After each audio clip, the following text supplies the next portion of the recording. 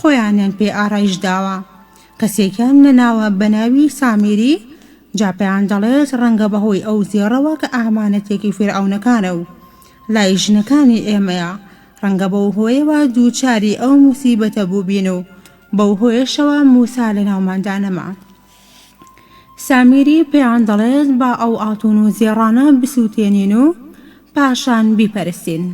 هەندێک لە زانایان دەگەڕنەوە کە سامیری بەهرەیەکی هەبووە، ئەویش ئەوەیە جوبرائیل و شوێنپی ئەسپەکەی حەزرەتی جوبرائیلی بینیوە. ئەسپەکەی جوبرائیل پێیەکانی بەرز کردووەتەوە، جا خستوێتی شوێن چاڵ کە سامیری بە بەنی ئیسرائیلی گوت کە زێڕەکەی تێدا بسووتێنین. بە فەرمانی خوای گەورە شوێنپی ئەسپەکەی حەزرەتی جوبرائیل لە چاڵەکە دەرچوو. بە فەرمانی خوای گەورە لە شوێنی مادی زێڕەکە جەنگێک دەرچووە. ئەم دەنگا بۆ ئەوان بووە فرسەتێک تاوەکو بڵێن ئەمە خواکەمانە و هاتە قسەکردن و بیپەرستین. لەم نێوەندەدا حەزرەتی هارون نەیزانی چی بکات. لە 600,000 کەس تەنیا 70 کەس باوەڕ بە هارون دەهێن و بەخسەی دەکەن. جا ئەوانی تر بەگوێی سامیری دەکەن و پەنادەبەنە بەرپەرستنی مانگایەک و بە خودایەتی خۆیانی دادەنێن. هێشتا حەزرەتی موسا بەم کارە ئاگادار نیە و لە خەڵوەدایە و خەریکی قسەکردنە لەگەڵ خوای گەورە.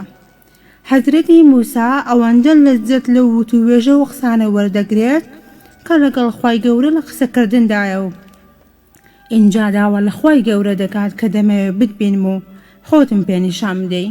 خوای گەورە فەرمووی ناتوانی بمبینێت، بەڵام ئەو لەسەر داواکەی هەرمکوڕە.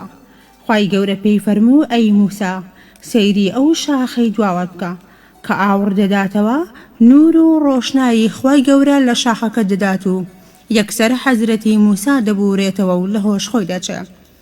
کە کاتێک بە هۆش خۆی دێتەوە فەرمووی خودایە گیان بمبورە تەوبەم کرد و باوەڕم پێت هێنا. ئەوەتا حەزرەتی عائیشە ڕوو لە پێغەمبەری پێشەوا دەکات و پێی دەفەرمێت ئەی پێغەمبەری خوا لە شەوی ئیسرا و میعراجدا خوای گەورەت بینی؟ پێغەمبەری ئازیز سەلامی خوای گەورەی لەسەر بێ دەفەرمێت تەنیا نور و ڕووناکی خوای گەورەم بینی. ئەوەندە نور بوو تا چاو حەزی دەکرد زیاتر و زیاتر چاوی بەو نورە بکەوێت. دوای نزاکانی حەزرەتی موسا خوای گەورە تەوراتی بۆ ناردوو.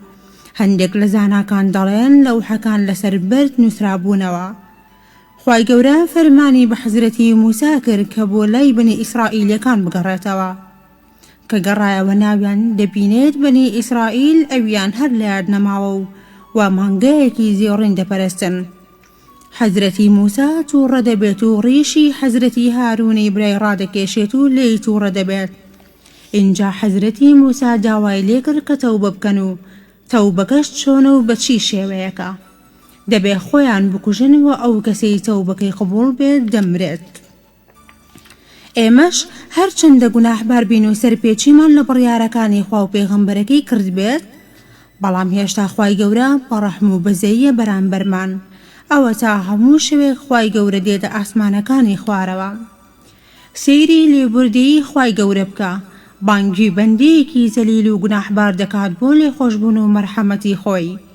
یاخود خوای گەورە لە فەرموودەی قودسیدا فەرموویەتی تاوان و گوناحەکانی نەوەی ئادەم هەرچەندە زۆر بن و بگەنە بەرزای ئاسمانەکان با دڵنیا بێت و تەوبە بکات، ئەوە بێگومان لێی خۆش دەبم و دەیخەمە ڕەحمەتی خۆمەوە. بۆیە پێویستە ئێمە وەکو گەلانی پێشوونەکەین و بە ساوان و ڕووڕەشی و حرام خواردن و شەڕکردنمان لە دژی ئاینی خوا و ڕێبازەکەی پێغەمبەر نەچینە بەردەم قاپی خوای گەورە. بابەتەوە بۆ ئیستیغفار و ڕووسپیەوە بچینە حزوری خوای گەورە، چونکە خوای گەورە تەوبەکارانی خۆش دەوێت. لە ئێستاوە با پەیمان لەگەڵ خوای گەورە نوێ بکەینەوە و بڵێن خودایە ئەوە تەوبەمان کرد و بەرەولای تۆ گەڕاینەوە و لێمان خۆش ببە.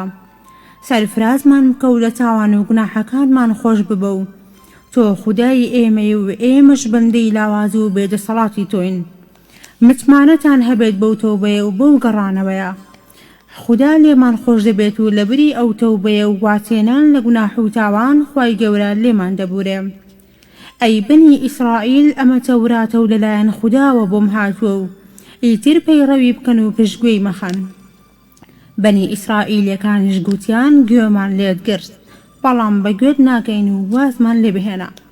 بەم شێوەیە حەزرەتی موسا سەلامی خوای گەورەی لەسەر بێت لە ناویاندا دەمێنێتەوە و چەندین موعجیزاتی تری خوای گەورەیان پێنیشاندرات تاوەکو وەفات دەکات. بەڵام بەنی ئیسرائیل دوای بینینی ئەم هەموو موعجیزاتە و لە ناوچوونی فرعون مردنی سامیری و دابەزینەی تەورات لەلایەن خوداوە بۆیان هەر باوەڕ ناهێن و بەردەوام دەبن لەسەر شیرک و گوناح و تاوانەکانیان. جا هەر ڕۆژە و بە جۆرێک حەزرەتی موسا سەلامی خوای گەورەی لەسەر بێت ئەزیەت دەدرا. دواتر حەزرەتی موسا 50 کەسیانی هەڵبژارد و لەگەڵ خۆی بۆ سەر کێوی تووڕی بردن کە ئەم 50 کەسەیان لەوانی تر باشتر بوون و باوەڕیان نوێ کردەوە. لە کاتی گەیشتنیان بۆ سەر کێوەکە بە حەزرەتی موسایان گوست باوەڕ ناهێنین تاوەکو خواکت نەبینین. حەزرەتی موسا جارێکی تر پێی گوتن لە خوددا بترسن و خودای گەورە بناسن. هیچ کەڵکێکی نەبوو گوێیان پێنەدا تاوەکو خوای گەورە فەرمانی کرد کە گیانی هەر 50 کەسەکە بکێشرێت و دەست بەجێ لە شوێنەی خۆیان مردن. حەزرەتی موسا کەوتە پاڕانەوە و فەرمووی ئەی خودایە ئەمانە لەگەڵ من بەمەبەستی پەرستنی تۆ هاتن بۆ سەر ئەم کێوە. ئەی ئێستا چ وەڵامێکی بەنی ئیسرائیلەکان بدەمەوە کە ئەمانە لە چاکەکانیان بوون. ئەی خودایە سکاکارم زیندویان بکەیتەوە ڕۆح بۆ جەستەکانیان بگەڕێنیتەوە. خوای گەورەش نزاکەی قبول کرد و یەک لە دوای یەک زیندوو بوونەوە و هەر یەکەیان دیمنی زیندوو بوونەوەی ئەوی تری دەبێنی. جارێکی تر باوەڕیان هێنایەوە و لەگەڵ حەزرەتی موسا لەسەر کێوەکە دابەزینە خوارەوە و گەڕانەوە ناو بەنی ئیسرائیل.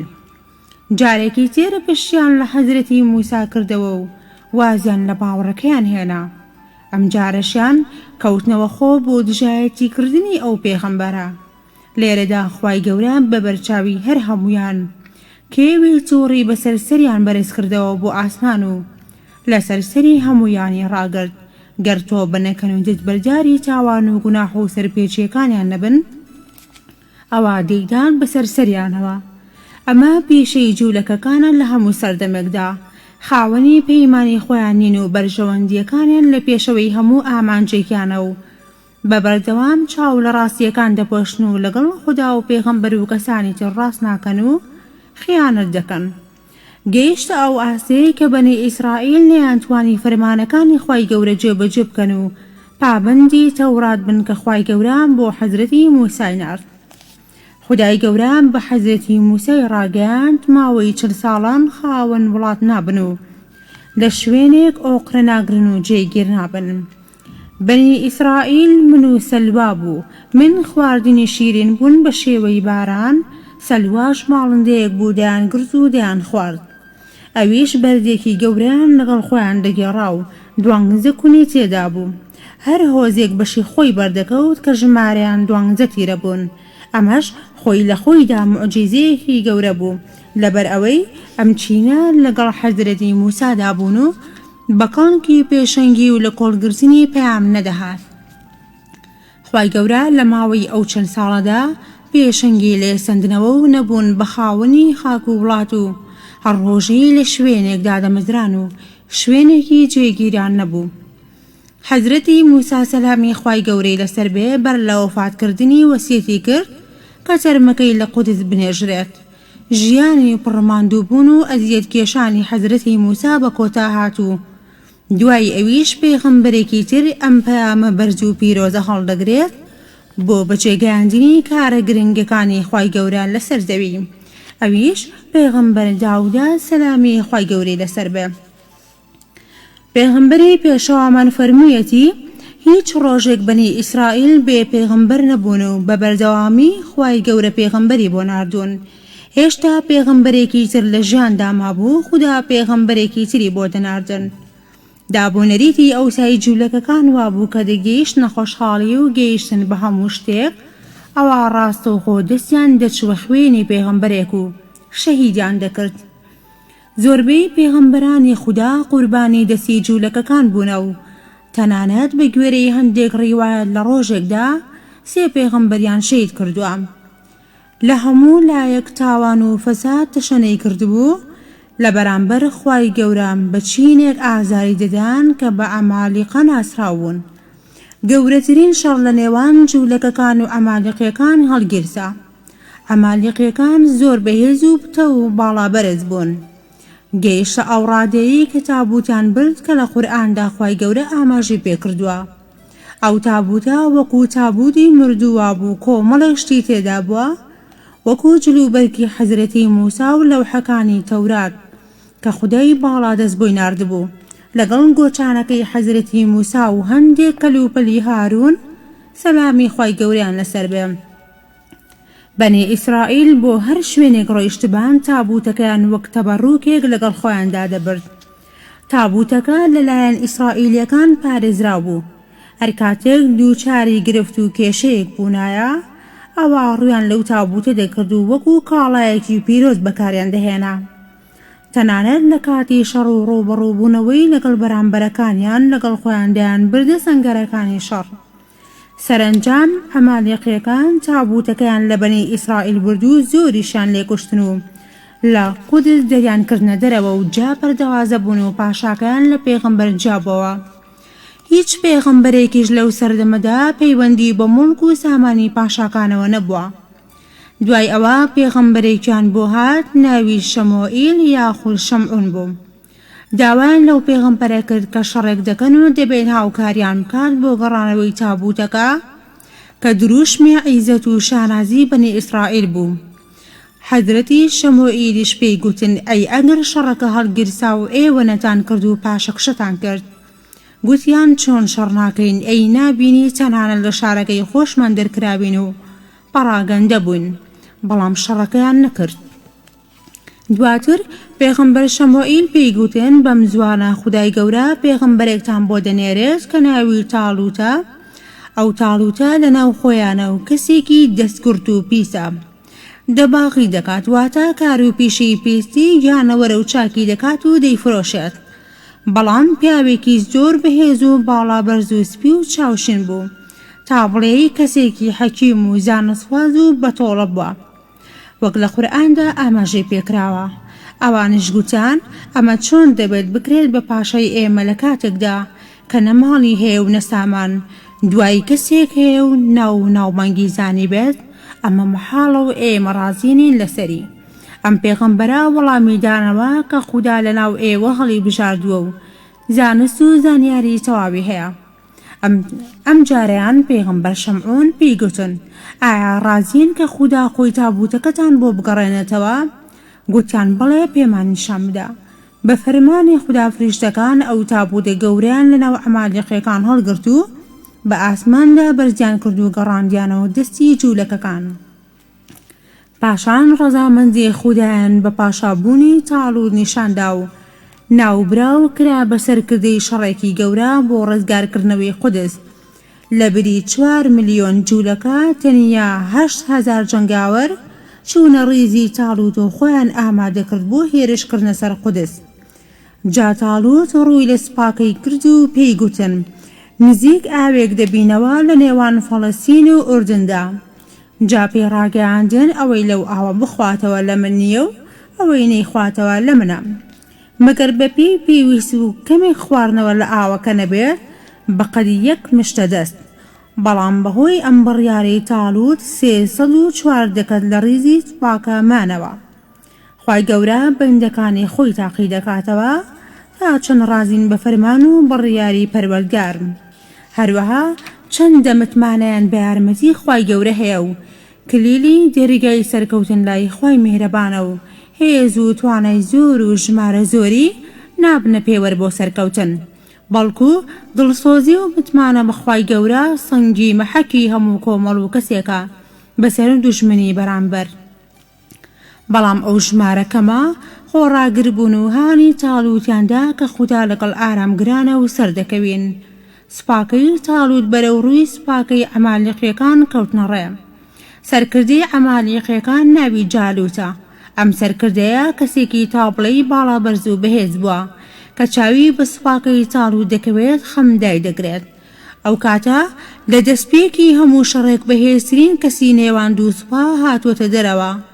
بۆ ئەوەی ڕووبەڕووی یەکتر ببنەوە و هێز و توانای یەکتریان بۆ دیاری بێت. جالوت دێتە دەرەوە و هاوار دەکات کەسێک بێتە دەرەوە و ڕووبەڕوون ببێتەوە. تاڵوت لە بەرامبەردا لە ناو سوپاکەی دەڵێت کێ ئامادەیە بەڕەنگاری ئەم سەرکردەیە ببێتەوە.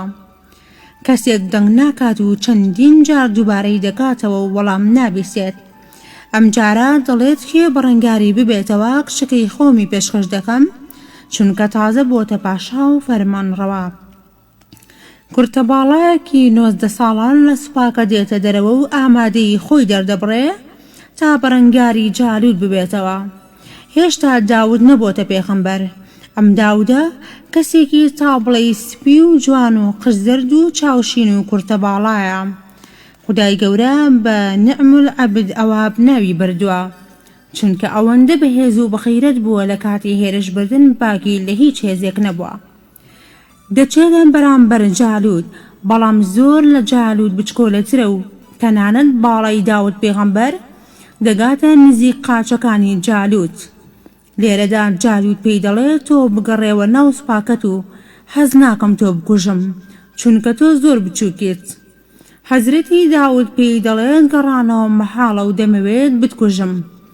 حەزرەتی داود کیسێکی بەدەستەوەیە و سێبەردی تێدایە و بە گوری سێگری داوە. هەردووکیان لەسەر ئەسێن بەرامبەر یەکتری دێن بۆ ئەوەی یەکێکیان ئەوەی تر بکوژێت. حەزرەتی داود گوریسەکە کە بەردی پێوە بەستراوە زۆر بە خێرایی و بە دەوری خۆی دەیسوڕێنێتەوە و زۆر بەتوندی لە نێو چاوانی جالوتی دەدات و جالوتی پاشا لەسەر ئەسپەکەی دەکەوێتە خوارەوە و دەست بەجێ گیانی دەردەچێت. سوپاکەی جالوت کە ئەمەیان بینی ورەیان ڕووخا. هەرچەندە ژمارەیان هەزاران هەزار جەنگاوەر بوو بەڵام بەرامبەر 314 جەنگاوەری سوپاکەی تاڵوت ئۆقرەیان نەما. لێرەدا حەزرەتی داود بوو بە سەرکردە و مەلیک جا سوڵتە و دین تێکەڵ یەکتر بوون. خدا کردی بە مەلیک و پێغەمبەر پاشان کچەکەی تاڵوتی هێنا و کردی بە خێزانی خۆی. لە قورئاندا خدای گەورە زۆر بەڕوونی و جوانی وەسفی حەزرەتی داودی کردووە چونکە کەسێکی ئەوەندە بەخشندە و دەسڕۆیشتوو بۆ و کۆمک و هاوکاری پێشکەش بە هەموو کەسێک کردووە و بەردەوام خێری کردووە. جا زۆربەی کاتیش تەری لە کوڕنوشدا بۆ و زۆر دوعای کردووە و زۆریش خوای گەورەی خۆشویستووە.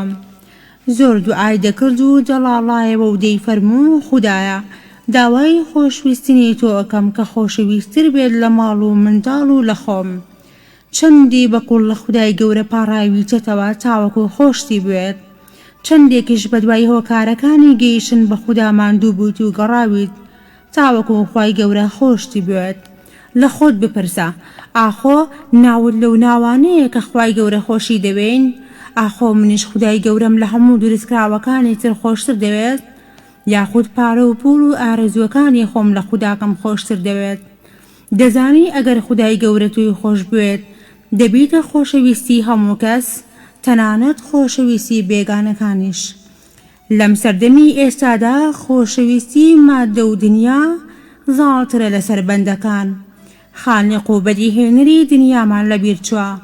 نیشانەی خۆشویستنی خوای گەورە لەوەدایە کە ئاین و فەرمانەکانی خۆش بوێت و پەیڕەوی بکەیت جا خۆت لە حرام و دەرچوون لە سنووری شەرع بپارێزیت و خودای گەورە چی پێخۆشە تۆش بەو شێوەیە بیت و خۆشت بوێت. فەرمانەکانیشی جێبەجێ بکەیت ئەوە ئەو پەڕی خۆشەویستیە.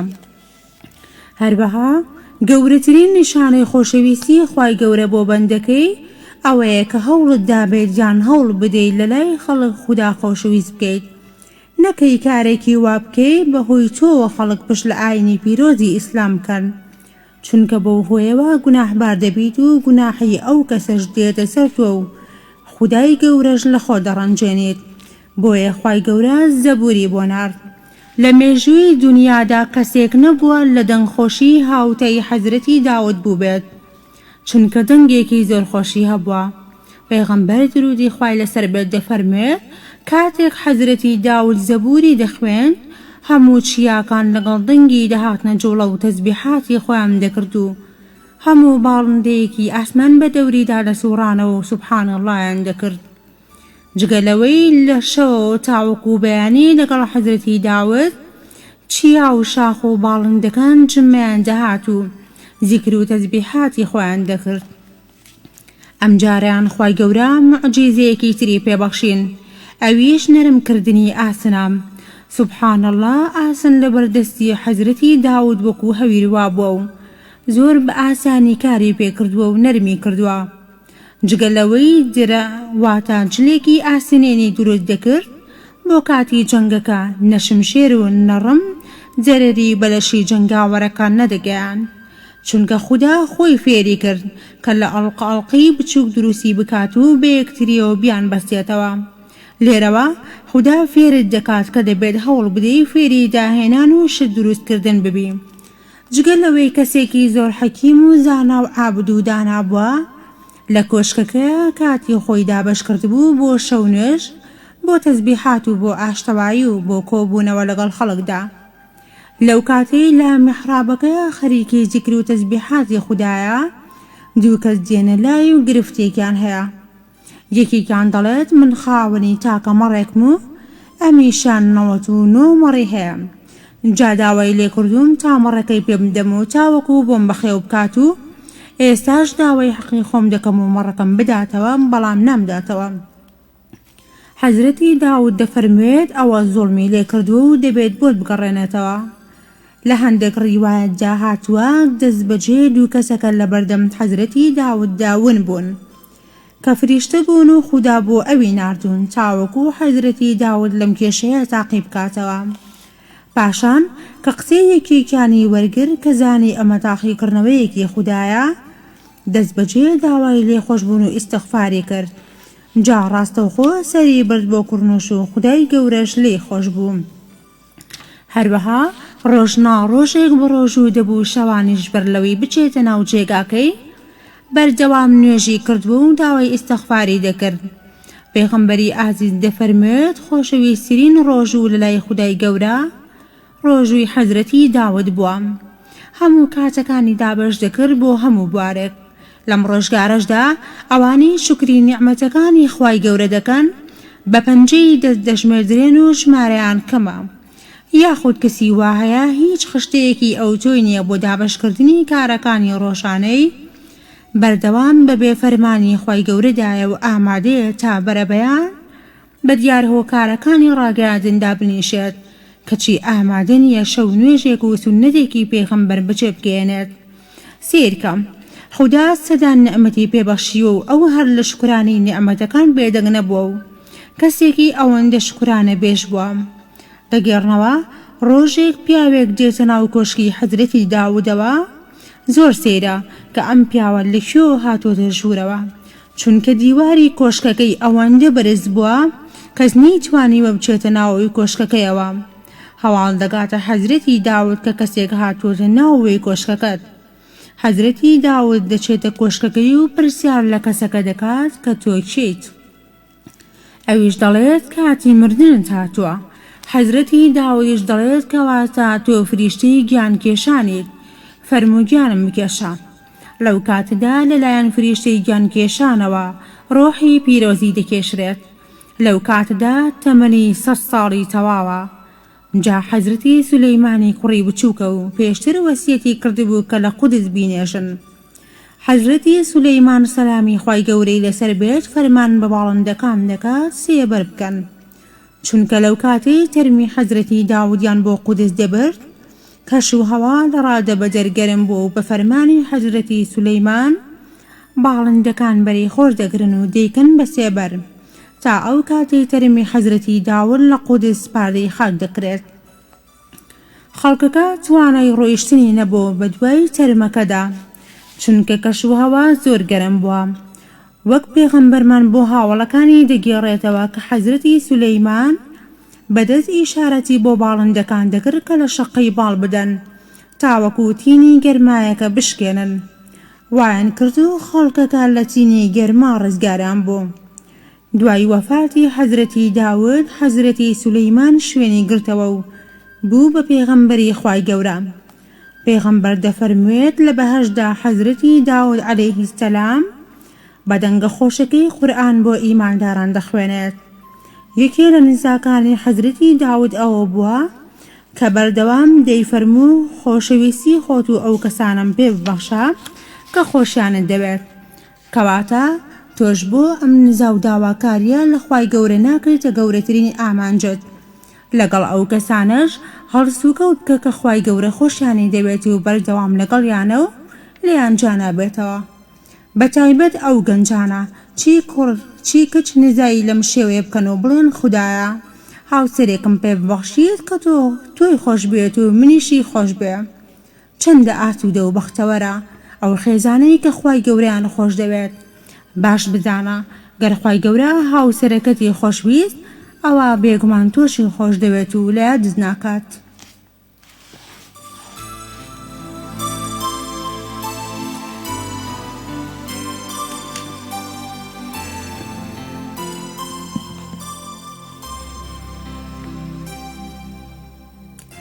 عزیزانم بەم شێوەیە هاتینە کۆتایی ئەڵقەی ئەم جارشمان بە هیوام کە ئەڵقەیەکی سوودمەند بێ بۆ هەموو لایەکتان تا ئەڵقەیەکی تری بەرنامەی لە کتێبخانەی کوردیدا. بەخوای گەورەتان دەسپێرم و خواتان لەگەڵ.